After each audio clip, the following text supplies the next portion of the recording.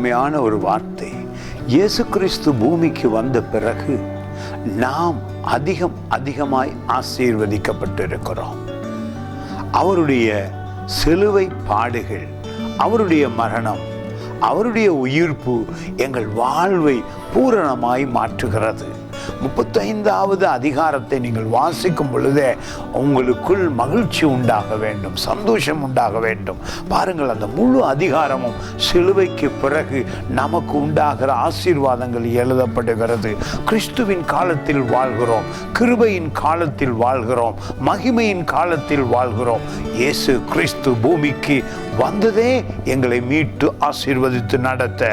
2ஆம் வசனத்திலே 35வது அதிகாரம் ஏசாயா தீர்க்கதரிசி புத்தகம், அது மிகுதியாய் செழித்து, கிறிஸ்தவ வாழ்க்கை மிகுதியாய் செழித்து பூரித்து, பாருங்கள் வார்த்தையை, செழித்து பூரித்து ஆனந்த களிப்புடனே, ஓ ஹல்லேலூயா, ஆனந்த களிப்புடன் பாடும்.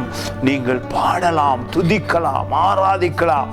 இந்த மறு வாழ்வு நமக்கு கிடைத்ததினாலே பரலோக நினைவு நமக்குள் உண்டாயிருக்கிறது. லிபனோனின் மகிமையும் கர்மேல் சாரோன் என்பவர்களின் அலங்காரமும் அதற்கு அளிக்கப்படும். ஆசீர்வாதம், மகிழ்ச்சி நமக்கு கொடுக்கப்பட்டிருக்கிறது. அவர்கள் கர்த்தருடைய மகிமையையும் நாங்கள் அவருடைய மகிமையையும் நமது தேவனுடைய மகத்துவத்தையும் காண்பார்கள். தேவனுடைய மகத்துவத்தை கண்டுவிட்டோம். இயேசு கிறிஸ்து பரலோக மகிமையை பூமிக்கு கொண்டு வந்தார். அந்த பாவ மன்னிப்பை அனுபவிக்கிறோம், சுகத்தை அனுபவிக்கிறோம், ஆசீர்வாதத்தை அனுபவிக்கிறோம். பூரணமான ஒரு ஆசீர்வாதத்தை கிறிஸ்துவுக்குள்ளே நாம் அனுபவிக்கிறோம். அந்த அதிசயத்தை சிலுவையிலே கண்டிருக்கிறோம். God bless you.